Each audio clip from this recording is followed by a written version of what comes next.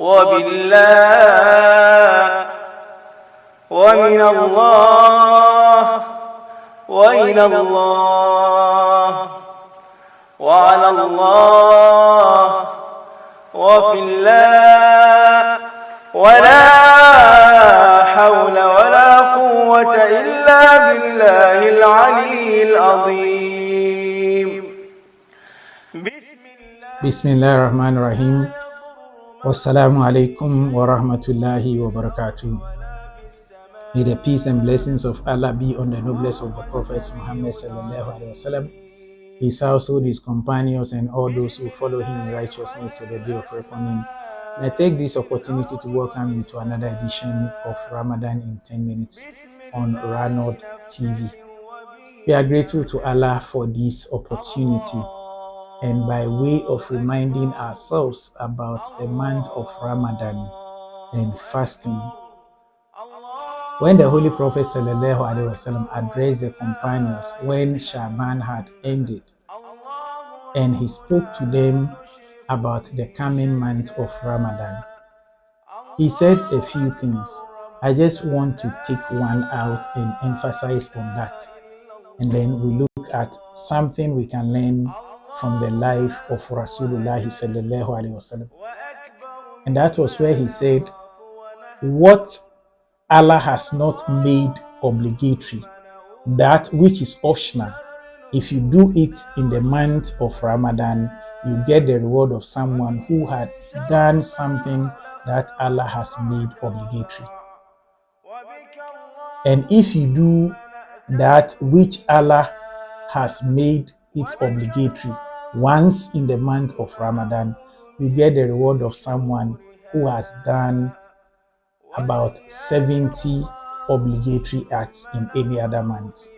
This is what I want to share with you, so that it should encourage you and I to do more by way of voluntary acts, so that we get several rewards. And then we should also devote our time towards pursuing, undertaking other things Allah has made obligatory on us, so that we get more reward. Now, by way of learning from the life of Rasulullah sallallahu alaihi wasallam, I want to talk about the fact that he was a leader, but he consulted with the people. This is a quality that most of us do not have. Even as leaders, we think, like our Christian brethren will say, we are the Alpha and the Omega, the beginning and the end. Everything starts with us, and it should end with us. And other people should not have a say. No, that is not the best way to go. Others should also have a say, because no one single person is a repository of knowledge.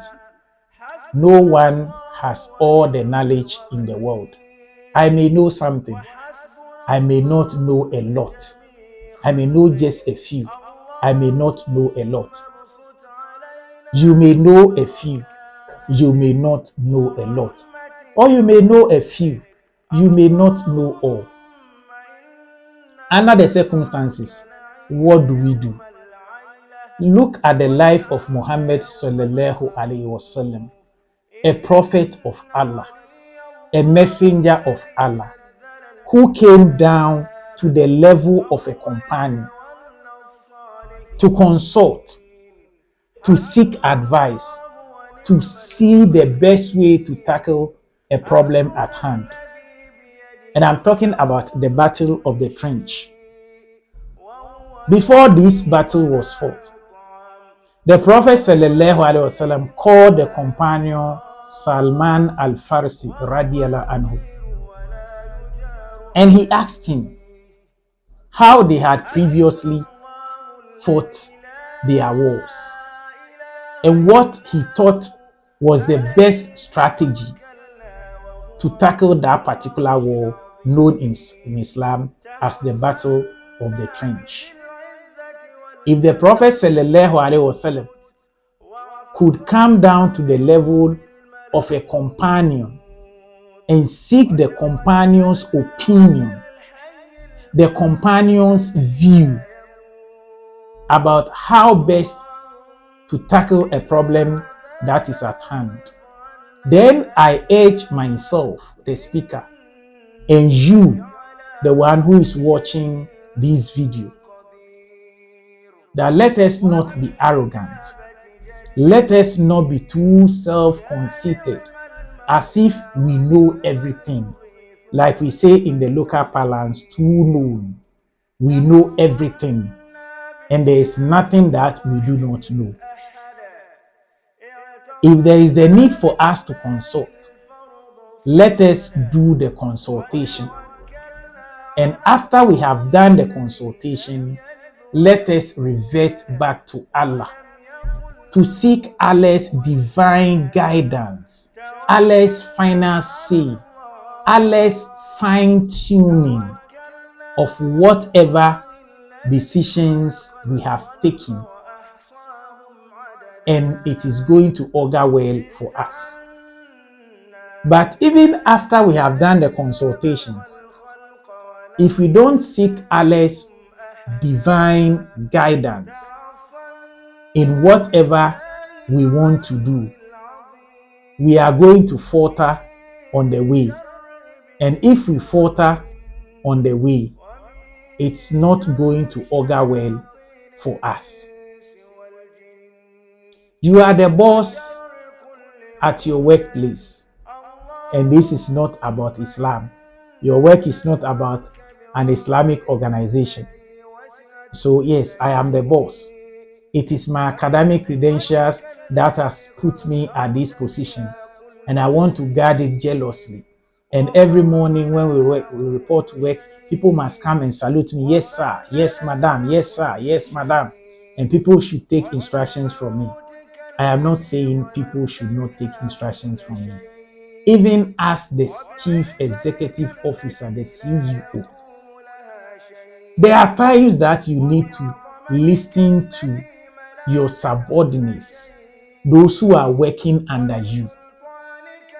And I don't want to mention the name. There was a time I managed a workplace, and if you came to the place and you were told it's me, Abdur Rashid, who was the boss of the place, you marvel, because I sat down with my subordinates. We were talking like no one was the boss. We were sharing ideas. When it comes to taking decisions as a manager, I'll take those decisions. When it comes to consulting and seeking the views of my subordinates, I did that just because I had learned that from the way of Rasulullah sallallahu alaihi wasallam. And even when I was made an imam, I still did not think that as an imam, I am the all in all and I know everything. There are things that I differed, that I did not even have the slightest knowledge.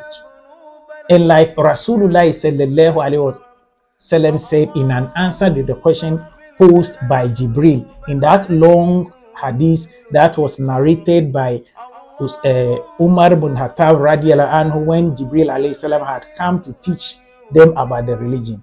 When he asked him about the day of judgment, he said the one who is asking the question, the questioner knows more than the one he had asked. So in Islam, I do not know is even half of knowledge.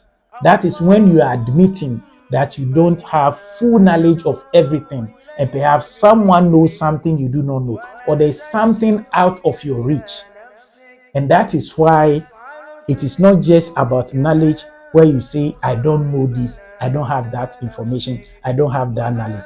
But even as you lead, as the family head, as a husband, as a wife who takes care of your husband's home, even together with your children, consult them, ask them one or two issues, and then take a final decision. May Allah bless this for us, and let us learn this and imbibe this into our way of life. Wassalamu alaikum wa rahmatullahi wa barakatuh.